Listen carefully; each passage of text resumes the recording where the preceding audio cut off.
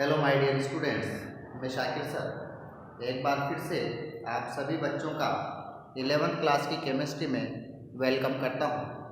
बच्चों, आज हम क्लास 11 का एक इम्पोर्टेंट टॉपिक बफर सॉल्यूशन के बारे में जानेंगे। क्या होता है बफर सॉल्यूशन और किसी बफर सॉल्यूशन की पीएच को हम किस तरीके से कैलकुलेट करते हैं। आज इस विषय में हम स्टडी करेंगे। तो स्टार्ट करते हैं buffer solution.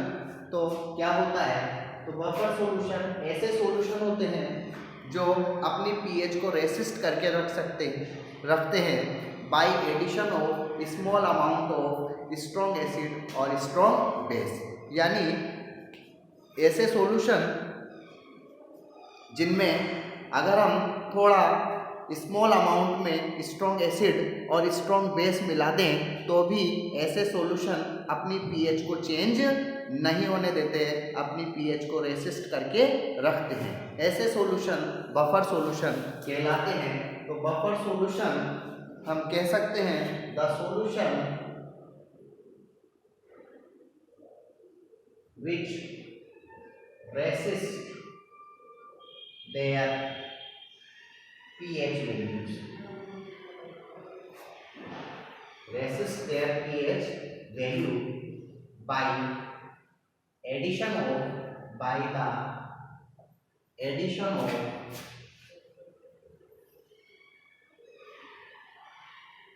small amount of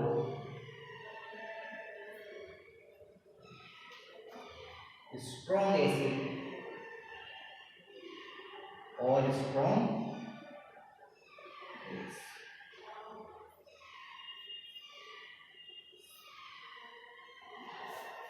तो ऐसे सॉल्यूशन जिनमें कुछ अमाउंट में यदि हम स्ट्रॉन्ग एसिड और या स्ट्रॉन्ग बेस मिला दें तो भी उनकी पीएच में किसी तरीके का कोई चेंज नहीं आता, ऐसे सॉल्यूशन जनरली बफर सॉल्यूशन कहलाते हैं। बफर सॉल्यूशन जनरली दो टाइप के होते हैं। एक होते हैं acidic buffer solution, acidic buffer solution,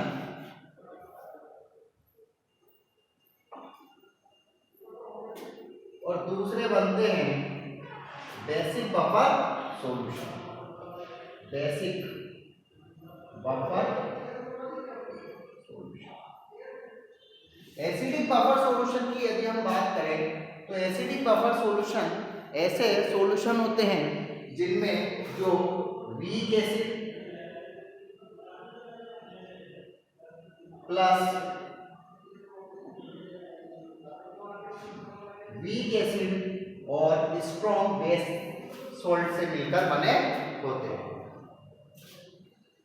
जैसे वीक एसिड है हमारे पास एसिटिक एसिड, और acetic acid same acetic acid की यदि हम रिएक्शन स्ट्रॉन्ग बेस के साथ कराते हैं लाइक NaOH, तो हमें जो सॉल्ट मिलता है वो मिलता है CH3COOH।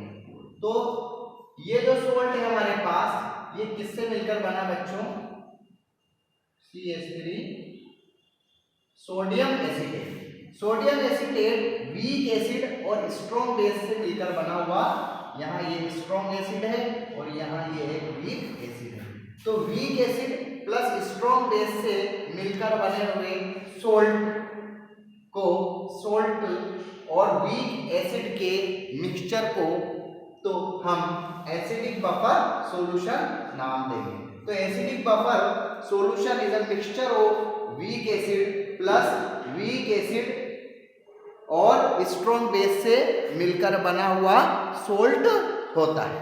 इसी तरीके से तो हम इसका अगर यदि एग्जांपल लिखना चाहें तो वीक एसिड है हमारे पास CH3COOH और सोल्ट, इसका सोल्ट CH3COOH है। तो this is example of acidic buffer solution। This is the example of buffer acidic solution। अब हम बात करते हैं बेसिक बफर सॉल्यूशन की। बेसिक बफर सॉल्यूशन की यदि हम बात करें तो यहाँ वीक बेस होगा, वीक बेस होगा, और सोल्ट क्या होगा बेटा? सोल्ट इस weak base plus strong acid से मिलकर बना हुआ सोल्ट होगा। तो जैसे वीक बेस, हम एक वीक बेस ले लेते हैं NH4OH और एक वीक बेस, इसी वीक बेस का हम क्या बनाते हैं, सोल्ट बनाते हैं।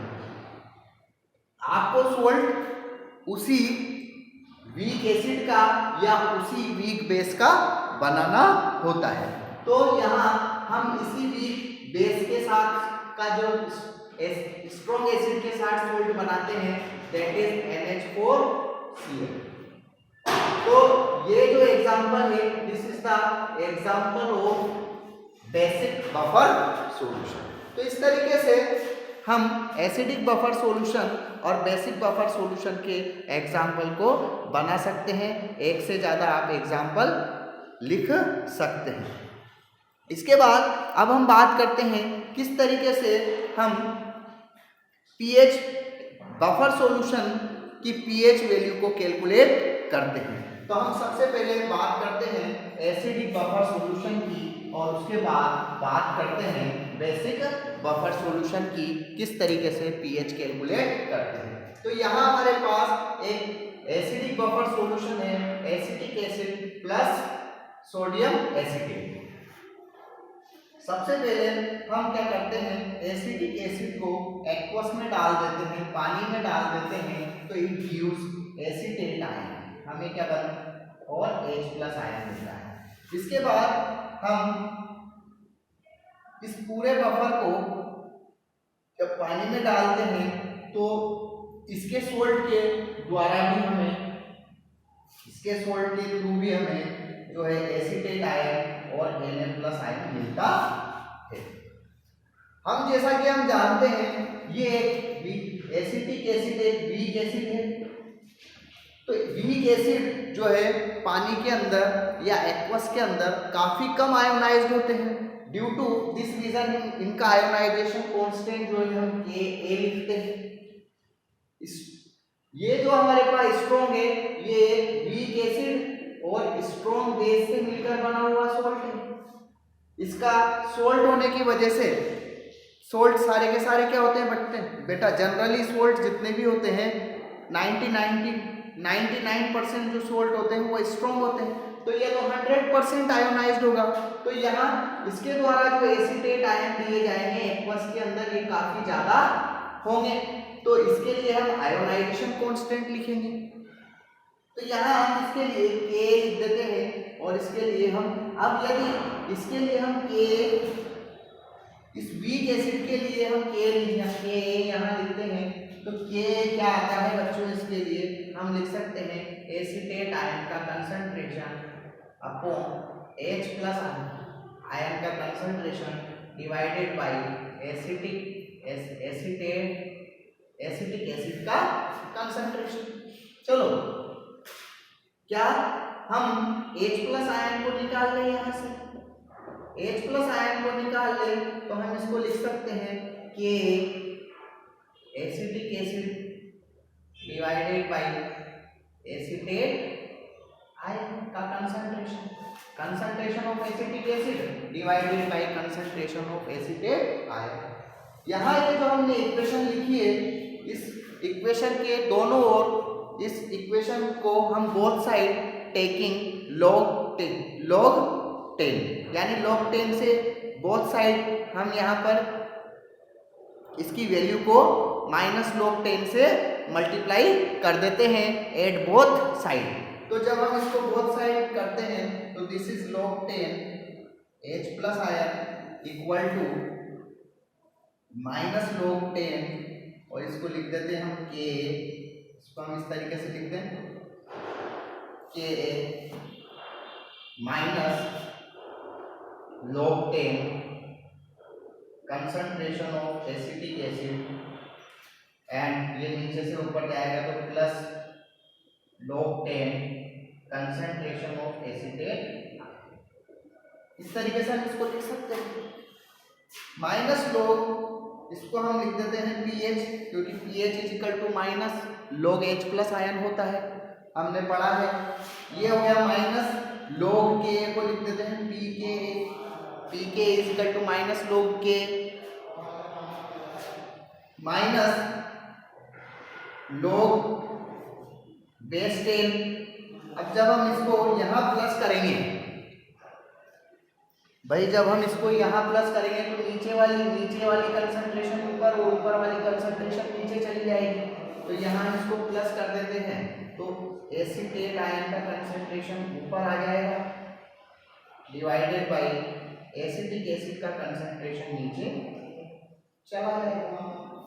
इसी चीज को हम इस तरीके से लिख सकते हैं pH equal to pK plus log base 10। अब ये एसीटेट आयन जो बच्चों में मिलने वाला है वो मैक्सिमम कहाँ से मिलने वाला है? सोल्ट से भाई। मैक्सिमम एसीटेट आयन में कहाँ किससे मिलेगा? सोल्ट से, क्योंकि वीक एसिड से जो हमें एसीटेट आयन मिलेगा ये तो हमें काफी कम मिलने वाला है, काफी कम मिलने वाला है, क्योंकि आप जानते हो कि वीक एसिड तो जो है बहुत कम आयोनाइज्ड होते हैं। तो इससे जो एसीटेट आयन मिलेगा काफी कम मिलेगा। या ये तो यहाँ एक कॉमन आयन इफेक्ट भी लगा हुआ है, यहाँ भी एसीटेट आयन है, यहाँ भी एसीटेट आयन, तो एसीटेट आयन का कंसंट्रेशन बढ़ चुका है according to common ion effect. तो according to Le Chatelier principle हम देख सकते हैं कि यहाँ पर जब एसीटेट आयन का कंसंट्रेशन बढ़ गया तो जो इक्विलिब्रियम है वो बैकवर्ड डायरेक्शन में शिफ्ट करेगा, और जब इक्विलिब्रियम बैकवर्ड डायरेक्शन में शिफ्ट करेगा तो वीक एसिटिक एसिड का आयोनाइजेशन और कम हो जाएगा। तो हम ऐसा मान लेते हैं कि यहाँ जो भी एसीटेट आयन का जो कंसंट्रेशन आ रहा है वो मैक्सिमम एसीटेट आयन का जो कंसंट्रेशन आ रहा है वो कहाँ से आ रहा है बेटा? सोल्ट से। तो हम यहाँ पर log 10, यहाँ एसीटेट आयन की जगह क्या लिख सकते हैं? सोल्ट लिख सकते हैं, और एसिटिक एसिड की जगह हम क्या लिख सकते हैं? एसिड लिख सकते हैं। तो ये हमारे पास एक इक्वेशन बन जाती है। इस इक्वेशन के थ्रू हम एसिडिक बफर सॉल्यूशन की पीएच को कैलकुलेट कर सकते हैं, और इस इक्वेशन को हम नाम देते हैं हेंडरसन इक्वेशन। तो by use of Henderson equation हम किसी एसिडिक बफर सॉल्यूशन की पीएच कैलकुलेट कर सकते हैं। किस तरीके से पीएच कैलकुलेट करते हैं हम इसके ऊपर एक न्यूमेरिकल लेकर इसको समझने की कोशिश करते हैं। तो हम यहाँ एक न्यूमेरिकल ले लेते हैं। क्वेश्चन है हमारे पास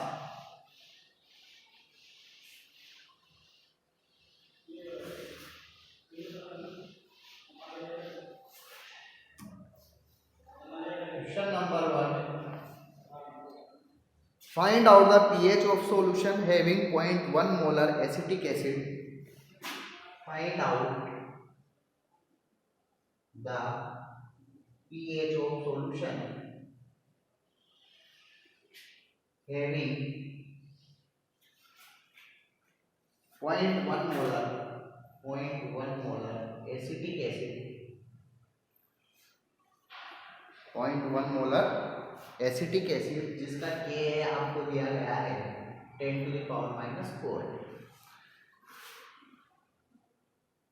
and 0.2 molar calcium acetate,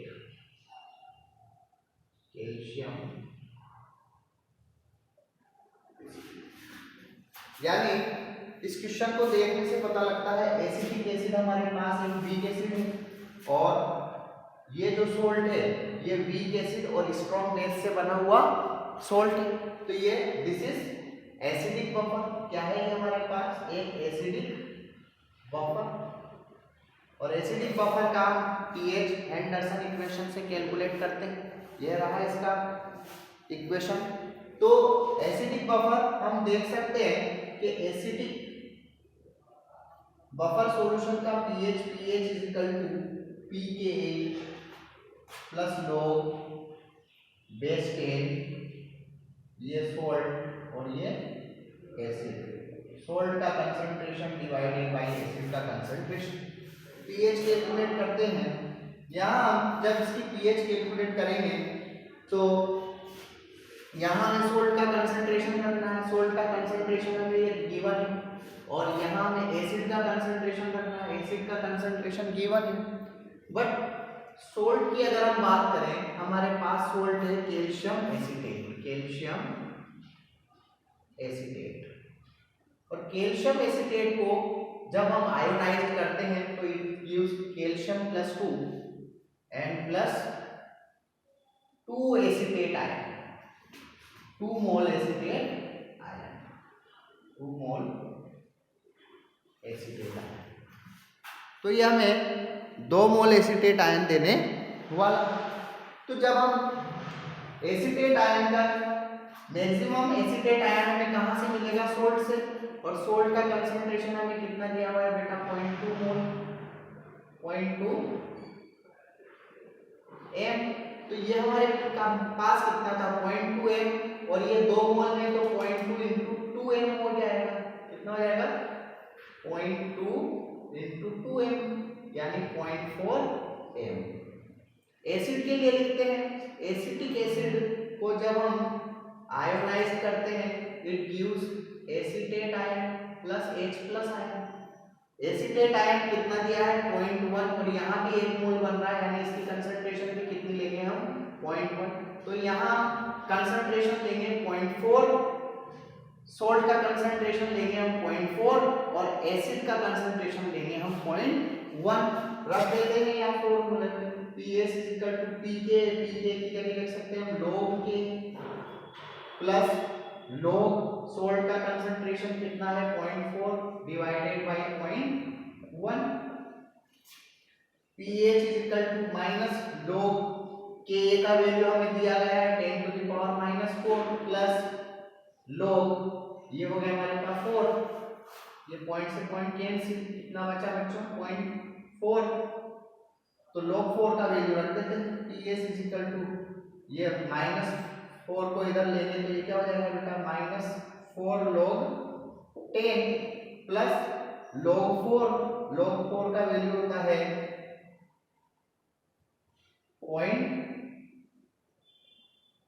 log 2 into 2, तो log इसको हम लिख देते हैं log 2 इंटू 2। log 2 का वैल्यू हम जानते हैं कितना होता है? 4। ये हो गया हमारा log 10 का वैल्यू 1 होता है, तो ये हो गया हमारे पास 4, और log 2 का वैल्यू 0.3010 और इंटू 2, तो कितना हो गया बेटा? pH = 4 प्लस 0.60, तो pH आएगा सॉल्यूशन का 4.60। तो इस तरीके से हम किसी एसिडिक बफर का by use of Anderson equation pH value calculate कर सकते हैं। अब हम बात करते हैं बेसिक बफर सॉल्यूशन की, और किस तरीके से हम बेसिक बफर सॉल्यूशन का pH कैलकुलेट करते हैं, इस पर चर्चा करते हैं। तो यहाँ हम लेते हैं कोई एक बेसिक बफर और उसका pH कैलकुलेट करने की कोशिश करते हैं by use of Anderson equation. तो बेसिक बफर सॉल्यूशन, जैसा कि हम जानते हैं, basic buffer solution, basic buffer solution क्या होता है? वीक बेस और plus salt of weak base plus strong acid. तो यहाँ वीक बेस जैसे कि NH4OH, और इससे बना हुआ सोल्ट है NH4Cl। तो ऐसे सॉल्यूशन की हमें क्या करनी है बच्चों? pH कैलकुलेट करनी है।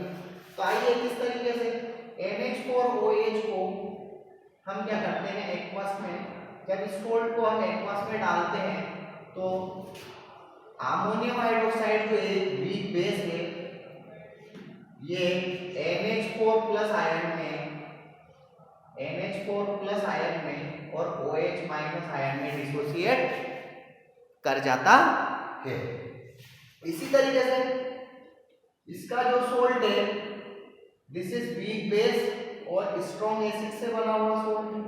जब इसको ये भी एक्वस में हमें ammonium ion plus Cl minus ion देता है। वही बेस के लिए हम आयोनाइजेशन कांस्टेंट Kb यूज करते हैं। जब बेस के लिए हम आयोनाइजेशन कांस्टेंट Kb यूज करते हैं तो हम इसके लिए यहाँ लिख सकते हैं Kb is equal to concentration of NH plus ion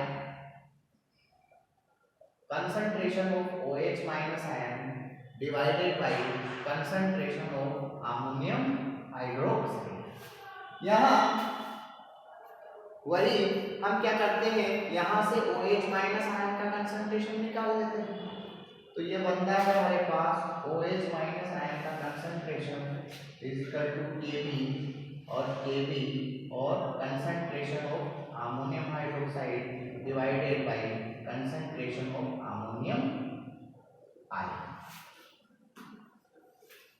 यहाँ taking minus log 10 both side, तो जब हम minus log 10 OH minus ion equal to minus log Kb minus log 10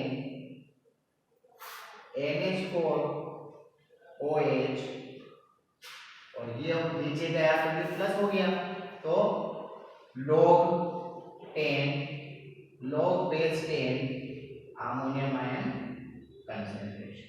इसको इस फॉर्म में लिख देते हैं। अब हम इसको सोल्व करते हैं तो minus log OH minus ion, इसको हम क्या लिख सकते हैं बेटा, POH।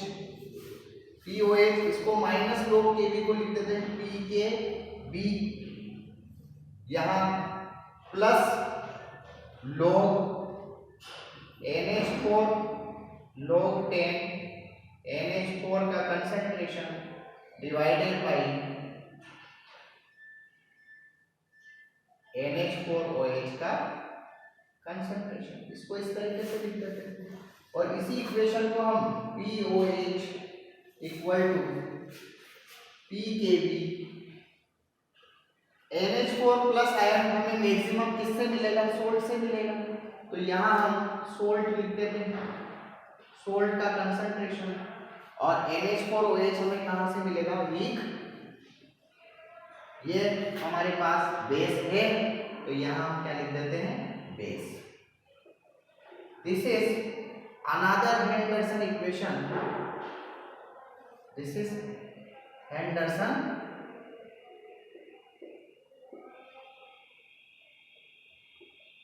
इक्वेशन जिसके थ्रू हम किसी वीक बेस और स्ट्रॉन्ग एसिड से बने हुए सोल्ट यानी बेसिक बफर सॉल्यूशन का POH कैलकुलेट कर सकते हैं। एक बार जब हमारे पास POH आ गया तो हम क्या कर सकते हैं, PH plus POH equal to कितना होता है बच्चों, 40। तो हम एक PaOH की वैल्यू यहाँ रख देंगे और pH की वैल्यू कैलकुलेट इस फॉर्मूले से कर लेंगे। चलो इसी पर हम एक न्यूमेरिकल देख लेते हैं कि किस तरीके से हम इस पर न्यूमेरिकल सॉल्व कर सकते हैं।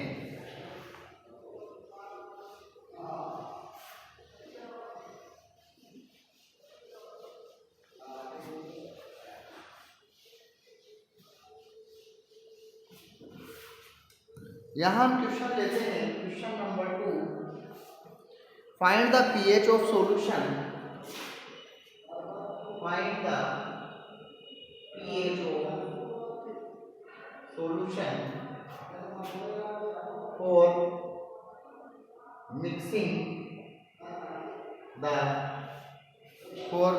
The 0.1 molar NH4OH, 0.1 molar NH4OH plus 0.2 molar 0.1 molar NH4 whole twice SO4 in 500 ml of solution. और यहाँ इस सॉल्यूशन के लिए के भी आपको 10⁻⁻5 दिया गया है। तो आपको एक मिक्सचर दिया गया है अमोनियम हाइड्रोक्साइड और अमोनियम सल्फेट का। तो फर्स्ट तो हम ये पता करें कि क्या ये एक बफर सॉल्यूशन है। तो हम देखते हैं अमोनियम हाइड्रोक्साइड हमारे पास क्या है बच्चों, एक वीक एसिड है। और अमोनियम सल्फेट देखें तो H2SO4 और अमोनियम हाइड्रोक्साइड से बना हुआ सॉल्ट है NaNH4 ये अमोनियम हाइड्रोक्साइड और H2SO4 कैसा एसिड होता है, स्ट्रॉन्ग एसिड। तो इसका मतलब ये एक वीक बेस और स्ट्रॉन्ग एसिड से मिलकर बना हुआ एक सॉल्ट है। इसका मतलब ये वीक एसिड और स्ट्रॉन्ग बेस से मिलकर बना हुआ एक सॉल्ट है, और इसलिए हम कह सकते हैं यह बेसिक बफर सॉल्यूशन का अच्छा एग्जाम्पल है। अब हम जब NH4OH को आयोनाइज करते हैं तो ये NH4 प्लस आयन देता है और OH माइनस आयन बनाता है। इसी तरीके से जब हम सोल्ट को आयोनाइज करते हैं तो सोल्ट के थ्रू NH4 प्लस आयन दो मोल NH4 अमोनियम आयन मिलेगा, और सल्फेट कितना मिलेगा बेटा, 1 मोल सल्फेट आयन मिलेगा। तो यहाँ 2 मोल्स यहाँ सल्फेट की हमें, अब हम हेंडरसन इक्वेशन यूज करते हैं। सबसे पहले हम इस सॉल्यूशन का पीओएच कैलकुलेट करते हैं। तो पीओएच इक्वल टू हम लिख सकते हैं लॉग माइनस लॉग, क्या लिखते हैं, pOH equal to p Kb plus log base 10, this is salt और दिस इज बेस। तो पीओएच पी के बी यानी माइनस लॉग के बी, इसको हम माइनस लॉग के बी लिख देते हैं, माइनस लॉग के बी इसको लिख देते हैं। अब यहां पर प्लस लॉग बेस 10, सोल्ट का कंसंट्रेशन हमें लिखना है। तो सोल्ट का कंसंट्रेशन भाई ये अमोनियम आयन जो मैक्सिमम आया वो कहां से आया, इस सोल्ट से। तो यहाँ इसका कंसंट्रेशन लिखेंगे। तो 2 इंटू अमोनियम आयन का कंसंट्रेशन अमोनियम सल्फेट का दिया हुआ है 0.1। तो यहाँ कितना हो गया बच्चों, ये हो गया हमारे पास 0.1 इंटू 2 यानी 0.2 मोलर। और मोल यहाँ सॉल्यूशन का वॉल्यूम भी दिया हुआ है और कंसंट्रेशन होती है मोल पर लीटर। तो हम यहाँ क्या लिखेंगे 0.2 डिवाइडेड बाई 500। इसी तरीके से अब हम बेस का कंसंट्रेशन रख देते हैं। बेस का कंसंट्रेशन हम देखें तो बेस का कंसंट्रेशन अमोनियम आयन बेस जो है वो केवल 1 मोल अमोनियम आयन देता है। तो यहाँ तो हम सिर्फ क्या लिखेंगे 0.1 डिवाइडेड बाई 500। इसको हम POH